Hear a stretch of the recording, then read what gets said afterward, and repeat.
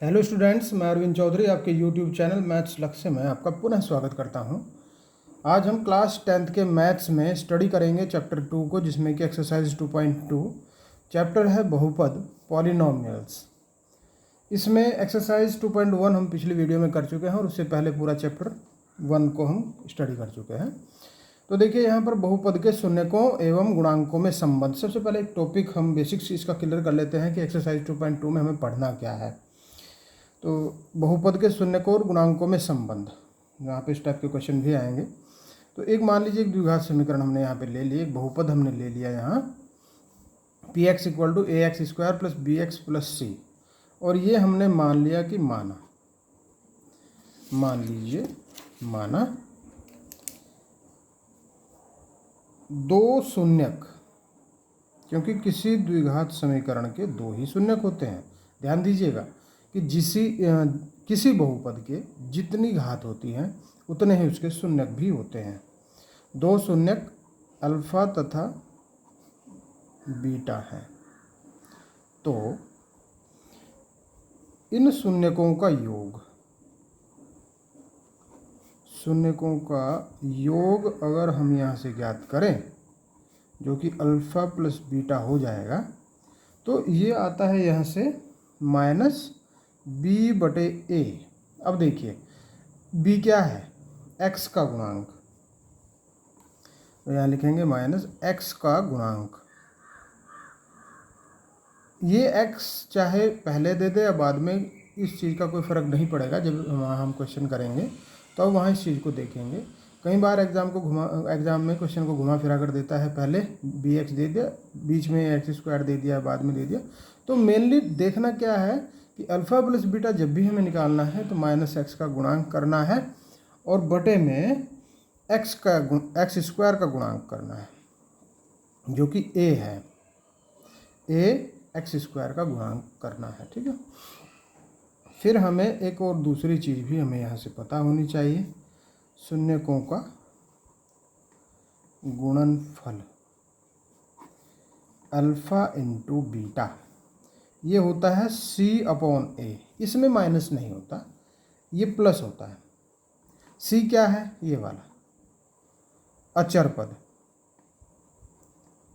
पद है, कोई भी नंबर होगा, और बटे ए यही है एक्स स्क्वायर का गुणांक। तो ये हो जाता है इस प्रकार से, शून्यकों और गुणांकों में आपस में इस प्रकार का रिलेशन होता है। ये हम क्वेश्चंस में स्टडी करेंगे। अब देख लेते हैं इसने क्वेश्चन नंबर 1 में क्या कहा है। क्वेश्चन नंबर 1,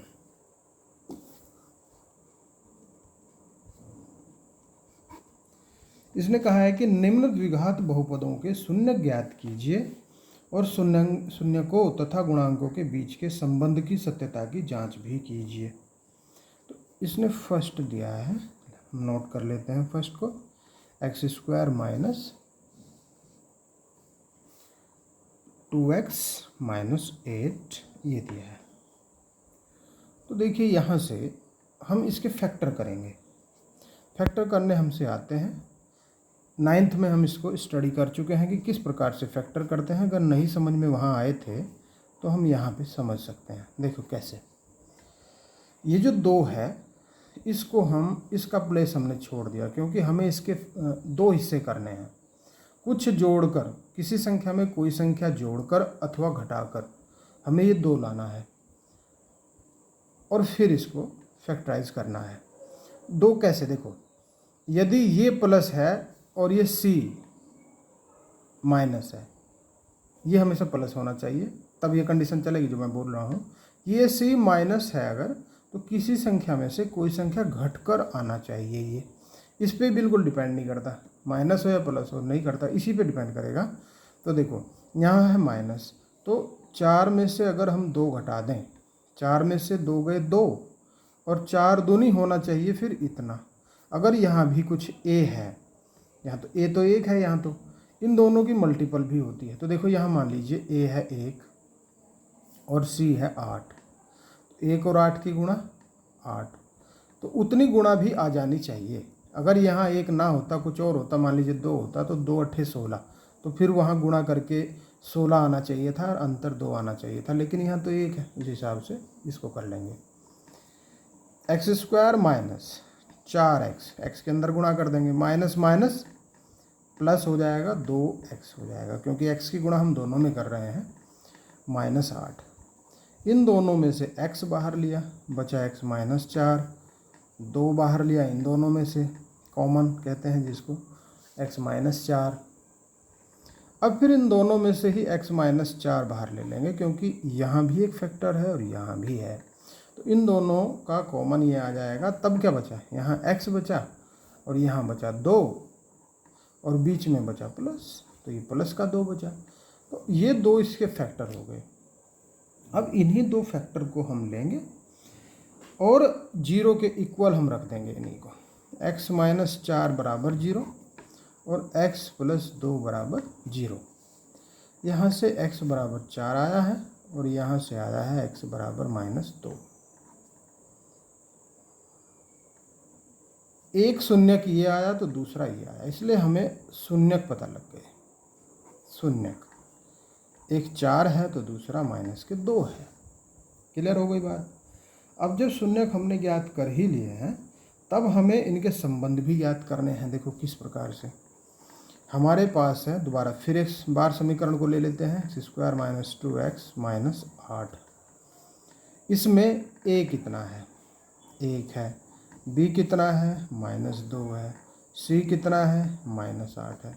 तो हमने कैसे निकाले, ऐसे निकाले कि ax² + bx + c से तुलना कर लेंगे हम, इससे तुलना कर लेंगे हमेशा ही, क्योंकि द्विघात समीकरण का स्टैंडर्ड फॉर्म ये होती है। इससे तुलना करने पर देखो x² का जो गुणांक है वो a है, तो यहाँ 1, ये 2 है -b और ये c है -8। तीनों हमने ज्ञात कर लिए हैं। अब हमें चाहिए शून्यकों का योग। शून्यकों का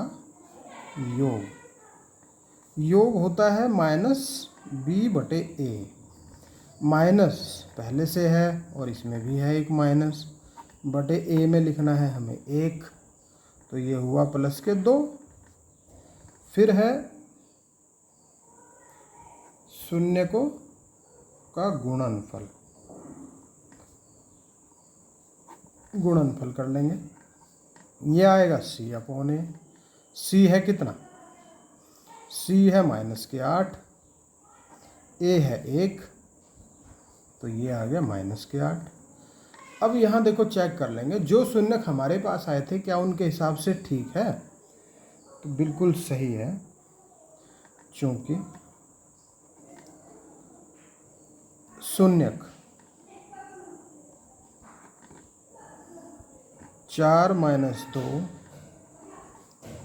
के योग 4 - 2 = 2 और गुणनफल बराबर 4 × -2 बराबर -8 आ गए। तो देखो वही सारी चीज़ है, बिल्कुल 4 - 2 तो 2 और 4 दूनी 8 -2। तो इस प्रकार से यही हमें प्रूव करना था कि ये योग इस योग के बराबर। देखो संबंधों की सत्यता की जांच हो गई है। क्लियर है, बहुत आसान सी बात है, कोई मुश्किल इसमें नहीं है। सबसे पहले शून्य ज्ञात करेंगे, फिर इसमें शून्यकों और गुणांकों का रिलेशन आपस में सूत्र के हिसाब से हम रख देंगे, फिर देखेंगे चेक करके वापस एक बार जाएंगे कि जो हमने ज्ञात किए थे क्या उसके हिसाब से उत्तर सही आया है, तो उसके हिसाब से भी उत्तर सही आया है। ये हो जाएगा पहला खंड। और इसी प्रकार से इसमें 6 खंड दिए हैं।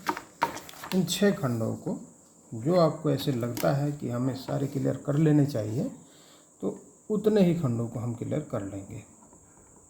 और बाकी प्रैक्टिस के तौर पर अगर आप इसको छुड़वाना चाहते हैं कुछ, तो हम इनको छोड़ भी देंगे कुछ को, ताकि आप अच्छे से प्रैक्टिस कर सको। ये है यहाँ इस बार दूसरा। इस दूसरे में फिर वही काम करना है, 4s² माइनस s प्लस 1। तो देखो गुणा करके a और c की मल्टीपल करके देखा तो कितना आया, 4 ही आया। और ये 4 इसके 2 खंड करने हैं। 2 खंड कैसे करने हैं, या तो प्लस करना है या माइनस करना है, लेकिन हम डिपेंड किस पे कराएंगे, इस प्लस पे। ये है प्लस, इसलिए किसी संख्या में कोई संख्या जुड़कर आना चाहिए 4। तो ऐसी कौन सी संख्या लें हम, 2 और 2 ले सकते हैं। 2 और 2 4 होता है, और 2 दूनी भी 4 होता है। तो देखो हमने इसकी मल्टीपल करके देखा था ना। तो ये चीज़ शुरुआती है इसमें। अगर इसी चीज़ को नहीं कर पाते हैं स्टूडेंट्स तो समस्या खड़ी हो जाती है, फिर कुछ नहीं कर पाएंगे। 4s² minus 2s minus 2s और प्लस 1, इस s के अंदर हमने मल्टीपल कर दी। इन दोनों का एक पेयर बनाएंगे, इन दोनों का एक पेयर बनाएंगे, दोनों में से 2s कॉमन लेंगे, बचा 2s माइनस 1। यहाँ से -1 लेंगे तो बचा 2s माइनस 1। 2s माइनस 1 दोनों में से लिया, क्या बचा, 2s माइनस 1 ही बचा। और इन्हीं दोनों को जो आए हैं, भले ही सेम आए हैं, कोई फ़र्क नहीं पड़ता हमें तो दोनों को ही 0 के बराबर रखना ही रखना है। क्योंकि सेकंड स्टेप ही ये है कि जो भी फैक्टर यहाँ पे आए हैं उनको 0 के बराबर हमें रखना है।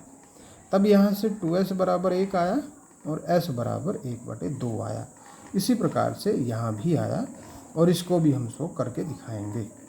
तो हमारे पास जो शून्यक आए हैं वो शून्यक आए हैं 2, 1/2 और दूसरा भी 1/2। ऐसा नहीं करेंगे कि दोनों सेम टू सेम है तो बस एक को लिख देंगे, नहीं। ध्यान ये रखेंगे कि किसी द्विघात समीकरण में 2 शून्यक होते हैं तो हमें दोनों ही लिखने पड़ेंगे, दोनों हम लिख देंगे। फिर हम चेक करेंगे कैसे, एक बार फिर समीकरण ले लेंगे 4s² माइनस 4s प्लस 1 की as², यहाँ s है तो हम भी s ले लेंगे, प्लस b, क्योंकि पिछले में हम x ले रहे थे, प्लस c से तुलना कर लेंगे हम। इसकी तुलना करने पर, तुलना करने पे देखा तो a तो 4 है, b माइनस के 4 है, c 1 है। तो यहाँ पर जो शून्य को का योग है, योग क्या आया है, -b/a होता है, -1 माइनस यहाँ है और बटे में है 4, तो यह आया 4/4 बराबर 1। और जो इसका गुणन है, गुणन में क्या करेंगे, c/a होता है ना। c क्या है, 1 और a है 4। तो देखो गुणन ये आया है। लेकिन हमारे हिसाब से जैसा हम कर रहे थे, हम अपने हिसाब से देखें कि हमारे पास तो शून्य किए हैं, क्योंकि ज्ञात शून्यक जो कि हमने ज्ञात किए हैं में योग बराबर करके देखेंगे, 1/2 प्लस 1/2 बराबर तो 1 ही आएगा। और गुणन भी करके देखेंगे, गुणन में भी देख लेंगे 1/2 इंटू 1/2, मल्टीपल करके देखेंगे 1 की 1, 2 की 4। तो देखो बिल्कुल सेम आए हैं। योग तो 1 ही आया है, गुणन 1/4 ही आया है, इसलिए हमारी बात प्रूव हो गई है। बस उसको और ज़्यादा नहीं छेड़ेंगे और यहीं तक इसको कर देंगे। ये ओके हो गया हमारा सवाल नंबर सेकंड पार्ट हमने इसको कर लिया है। और देख लेंगे। अब देखो थर्ड में, मैं थर्ड इसको ज़रूर कराऊंगा क्योंकि थर्ड में बड़ा कन्फ्यूजन क्रिएट हो जाता है स्टूडेंट्स के सामने। ये हुआ देखो 6x² माइनस 3 माइनस 7x। तो क्या हम इसी फॉर्म में इसको लेके चल दें? तो नहीं करना, चलना इसको ऐसे चलना है, इसको ऐसे कि पहले x² है तो फिर x घात को लाएंगे, 1 घात को लाएंगे, फिर हम 0 घात को लाएंगे, 2 घात 1 घात 0 घात, 0 घात वाले को अचर पद बोल देते हैं इसको। अब इसको ठीक कर दिया हमने। अब फिर वही सेम प्रोसीजर है जो हम कर रहे थे कि इसके फैक्टराइज करेंगे। 6 ते 18 किस किस की गुणा, ए और सी की, देखा करके 18 आ गया, ये रफ काम हो गया। और इस 7 के इस प्रकार से हम फैक्टर करेंगे, 2 टुकड़े कर देंगे कि यहाँ देखा माइनस है तो किस में से क्या घटाएं, क्योंकि इसी से फैसला हो गया कि यहाँ हमें माइनस ही करके लाना है। किस में से क्या घटाएं कि ये 7 आ जाए और दोनों की मल्टीपल 18 हो जाए। तो देखिए हम 9 - 2 लिख देंगे। क्योंकि 9 में से 2 गए तो 7 बचे और 9 दूनी हो गया 18। 6x² minus 9x plus 2x minus 3, x के अंदर मल्टीपल कर देंगे तो ये हो जाएगा 3x हम दोनों में से कॉमन लेंगे, 2x minus 3 plus 1, 2x minus 3, 2x minus 3 बाहर लिया, बचा क्या 3x प्लस 1। अब इसमें इन दोनों को ही क्या करना है, हमें इन दोनों को ही 0 के बराबर रखना है, क्योंकि अगला जो स्टेप है वो यही है।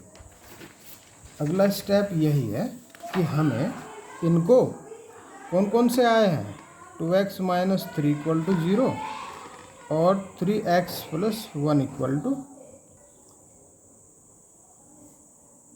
2x बराबर 3 और x बराबर 3/2।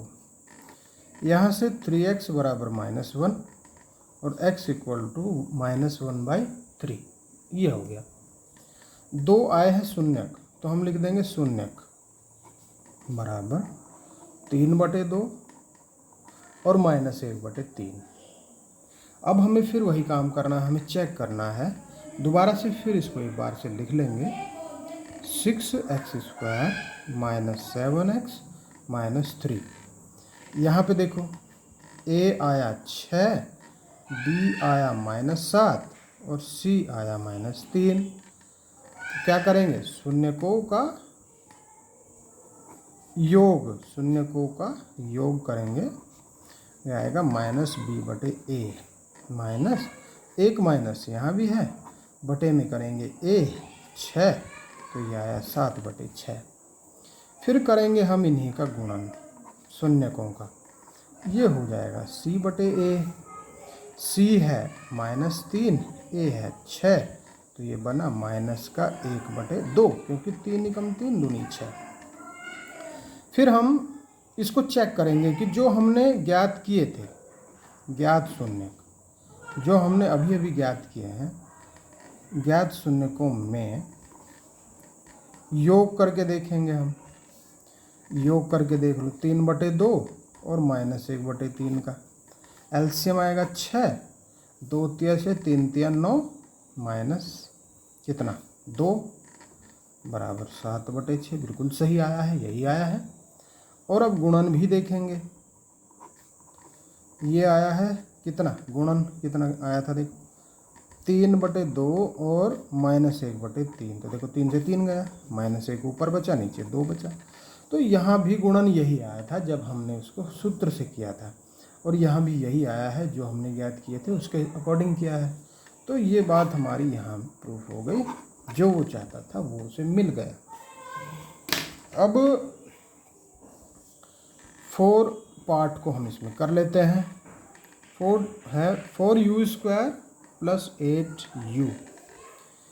इसमें हम डायरेक्ट ही देखो 0 के बराबर इसको रखना है, क्योंकि इसमें अचर पद ही नहीं है, तो हम बड़ी आसानी से इसके अचर पद यहाँ शून्य के यहाँ से निकाल लेंगे। देखो 4u कॉमन लिया, क्या बचा, u बचा प्लस के 2 बचा, एक 4u बराबर 0 हो जाएगा और u प्लस 2 0 हो जाएगा। यहाँ से u 0 और यहाँ से u -2, तो इसके 2 शून्य आ गए, एक तो 0 आया और एक -2। वैसे फैक्टराइज नहीं करना पड़ा क्योंकि अचर पद नहीं है इसमें, बहुत सिंपली से इसके शून्य आ गए। अब करना क्या है, यहाँ शून्यकों का योग करना है, शून्यकों का योग हमें कर लेना है। कैसे करेंगे, उससे पहले तो हमें इसके फंक्शन पता होने चाहिए, है ना। गुणन भी हमें ज्ञात करना है, तो चलिए फंक्शन के लिए हम इसको लिख लेते हैं एक बार, 4u² प्लस 8u। इसमें हम देखेंगे a, b और c कितना है, a, b, c कितना है। देखो a तो है u² का गुणांक, b है u का गुणांक, तो c क्या है, कुछ नहीं है तो 0 लिख दो। इसमें कंफ्यूज नहीं होना, कुछ बच्चे इसको b और इसको c कर देते हैं, लेकिन नहीं, ध्यान रखेंगे कि स्क्वायर वाले का a, बिना स्क्वायर का जिसका एक घात होती है उसका उसे b उसके गुणांक को, और जो अचर पद होता है उसको c बोलते हैं। अचर पद यहाँ नहीं है तो 0 लिखते हैं। और फिर हम शून्यकों का योग निकाल देते हैं। शून्यकों का योग बराबर -b/a, हमेशा सूत्र लिख के इसको करेंगे, -8/4, 4 दूनी 8, और गुणन भी करेंगे, इसका गुणन हो जाएगा c/a, c है 0/a मीन्स 0 ही आ जाएगा। और इसको अब हम चेक भी कर लेंगे। चेक कैसे करेंगे, देखो चेक करने के लिए जो हमने ज्ञात किए थे उसी हिसाब से ज्ञात शून्यकों में देखो योग क्या आएगा इनका शून्यकों का, करके देखो 0 और -2 जोड़ के -2 आए, और गुणन कितना आया, गुणन आया है, गुणा करके देख लो, 0 की और -2 की गुणा कितना ही आएगी, 0 ही आएगी। और देखो योग यहाँ -2 आया है, हमने भी सूत्र से भी -2 लाए थे, गुणन यहाँ 0 है तो वहाँ भी सूत्र से 0 ही आया था। इस प्रकार से ये सवाल भी हमारा हो गया है। क्लियर हो गया? बहुत आसान सी बात है, कोई मुश्किल इसमें नहीं लगा। मेन यही है कि ABC को किस प्रकार से फाइंड आउट करते हैं। अगर ABC को सही से फाइंड आउट हमने नहीं किया है तो पूरा ही गलत आएगा और आप कंफ्यूजन की स्टेज पे पहुंच जाओगे, ऐसे नहीं पहुंचना है। क्वेश्चन नंबर इसका देखेंगे 5th, t² - 15। देखो सीधा 0 के बराबर रख लो, t² बराबर प्लस के 15 आ जाएंगे और t बराबर प्लस और माइनस √15 आएंगे। तो इसके हमारे 2 शून्य हुए, कौन कौन से, एक तो हुआ प्लस के √15, एक हुआ माइनस के √15। अब फिर आ जाओ t² - 15 पे, इसमें हम a, b और c निकाल देंगे, ABC। a कितना है 1, b कितना है, c कितना है, पहले ये देखो यहाँ कन्फ्यूजन होता है स्टूडेंट्स को। और पहले तो देखा कि a तो है t² का मल्टीपल 1, ठीक है, लेकिन जब b देखा तो सीधा -15 लिख देते हैं। ऐसा नहीं करना है क्योंकि अचर पद है और अचर पद हमेशा ही c होगा। अगर यहाँ पे कोई t वाला फंक्शन हमें नहीं दिख रहा है तब फिर b यहाँ पे 0 हो जाएगा। a1, b0 और c -15, ये गलत करते ही आपका उत्तर गलत आएगा। हो गया? अब चलिए शून्यकों का योगफल कितना, -b/a -0/a मीन्स 0 ओवरऑल। और गुणन कितना आएगा, गुणनफल आएगा c/a, c है -15, a है 1, तो ये आया -15। अब हम चेक करेंगे क्या ये इस प्रकार से आए हुए शून्यकों का योग और गुणनफल हमारे हिसाब से सही है। ज्ञात शून्यकों से या शून्यकों में योग कितना होगा, देखो प्लस के √15 में माइनस का √15 जोड़ दो तो कट कर आएगा 0, बिल्कुल सही है ना, 0 ही आया है वहाँ भी। और हम देखेंगे गुणन, गुणन में हमने देखा प्लस के √15 और माइनस के √15, इन दोनों की जब गुणा करेंगे तो माइनस तो रहेगा बाहर और रूट दोनों हट जाएंगे, बचेगा 15। तो क्या माइनस के 15 है, बिल्कुल सही है, यही है हमारा सॉल्यूशन, हल, हैंस प्रूव्ड, यही सिद्ध करना था हमें। अब जो इसका लास्ट खंड है छठा, वो है 3x² - x - 4। इसे फिर उसी हिसाब से फैक्टराइज के हिसाब से करना है, बराबर 0 रख के इसको चल लेंगे। 3 चौके 3x² माइनस फैक्टर कर देंगे, देखो 4 × 12, a और c की मल्टीपल आ गई, यहाँ x की गुणांक में 1 है तो हम 4 में से 3 घटाकर 1 ला सकते हैं, क्योंकि यहाँ है माइनस, इसलिए हम माइनस करके ही लाए हैं 1 को। 4 × 12, ये हुआ 3x² minus 4x plus 3x minus 4। इन दोनों में से हम x को बाहर ले लेंगे क्योंकि 2 के पेयर बनाएंगे। यहाँ बचा 3x माइनस 4, यहाँ बचा 1, 3x माइनस 4। फिर 3x माइनस 4 को हमने बाहर लिया और अंदर बचा x प्लस 1। अब इन दोनों को, ये जो आए हैं फैक्टर, इन्हें 0 के बराबर रख लेंगे। यहाँ से 3x बराबर 4, तो x बराबर 4/3, और यहाँ से माइनस का 1 आ जाएगा। तो हमने शून्य ज्ञात कर लिए। क्या है? तो 4/3 आया, 1 माइनस का 1 आया। इन दोनों को अब उसी हिसाब से जैसे हम कर रहे थे, क्या कर रहे थे, फिर दोबारा से इसको लेंगे एक बार। किसको? इस समीकरण को। समीकरण क्या है? समीकरण है 3x² माइनस x माइनस 4। इसमें हम देखेंगे कि a है 3, b है माइनस का 1 और c है माइनस के 4। तो शून्यकों का योग करेंगे। शून्यकों का योग करके देखेंगे तो योग आएगा कितना? -b/a, यानी कि -1/3। एक माइनस तो सूत्र में माइनस है, लेकिन एक b यहाँ माइनस है, -1 है, तो ये हुआ 1/3। फिर करेंगे हम इसका गुणनफल शून्यकों का। ये c/a होगा। c है -4, a है 3, बस इतना ही आया है, इसके बराबर में और कुछ नहीं। ये दोनों चीज़ हैं। अब हम चेक करेंगे कि जो हमारे ज्ञात शून्यक थे उनसे योग और गुणन क्या आएगा। योग आएगा क्या? किसका योग? शून्यकों का योग क्या आएगा? हमने ज्ञात कर लिया था, ये आए थे 4/3 और -1। 4/3 और -1, तो ये 3 लघुत्तम लिया, यह है 4 - 3, 1/3 ही आ गया। देखो यही आया था ना। अब फिर गुणन भी ज्ञात कर लेंगे। ये आएगा 4/3 और -1 की मल्टीपल, -4/3। देखो यही आया है सेम। तो हमारी बात ये भी सिद्ध हो गई। बड़ी आसानी से हमने इसको भी हल कर लिया है। अब देखेंगे क्वेश्चन नंबर 2 में ये क्या बोल रहा है। क्वेश्चन नंबर 2 में ये कह रहा है कि एक द्विघात बहुपद ज्ञात कीजिए जिसके शून्यकों के योग तथा गुणनफल दिए हैं।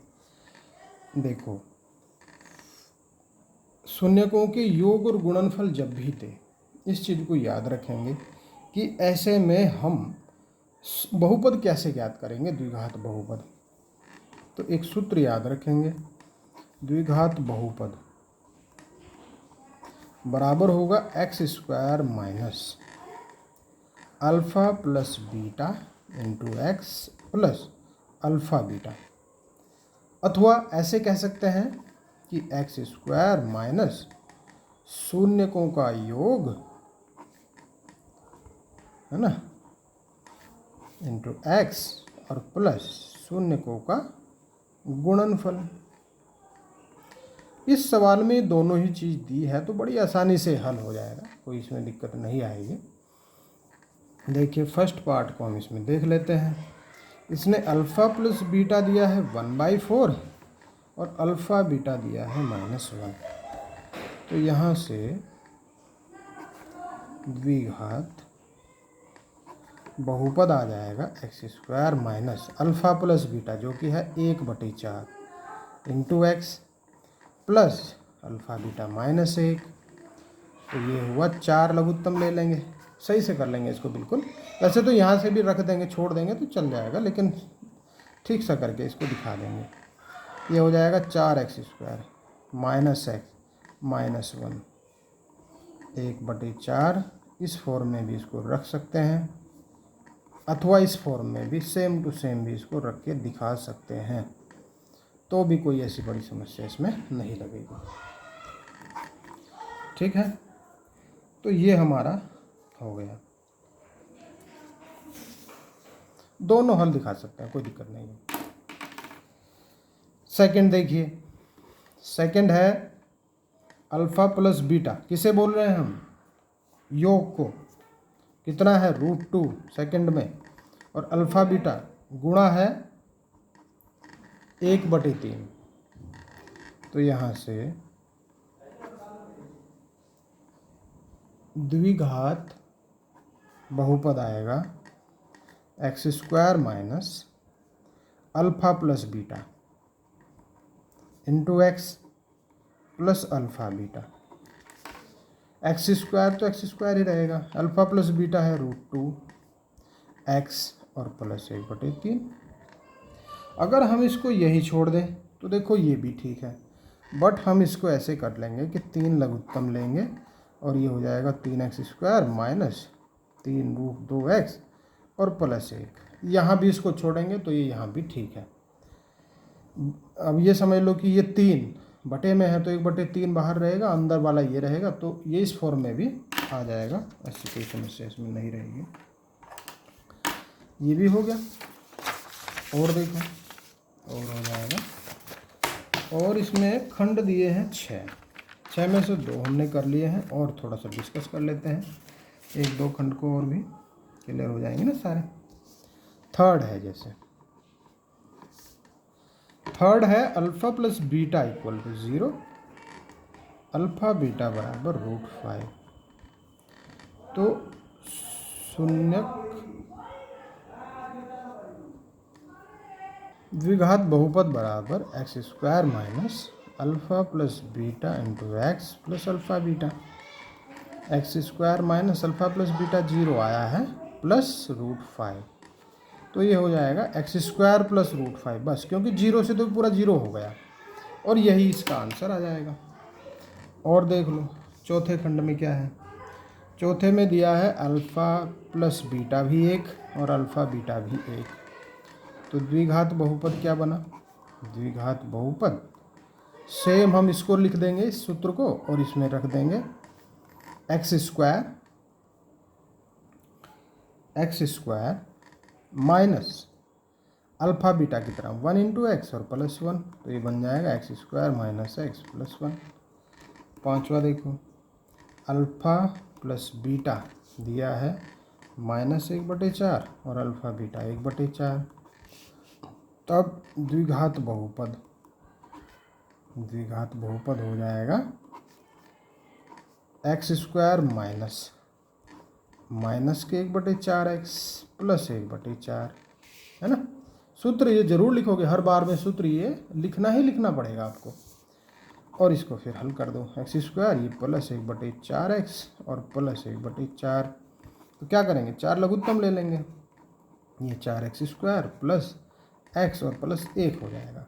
तो हम इसका द्विघात बहुपद केवल इतना भी लिख सकते हैं, अथवा 1/4 करके ऐसे लिख दो, तब भी ये बिल्कुल सही माना जाएगा और बिल्कुल पूरी मार्किंग इस पर हो जाएगी।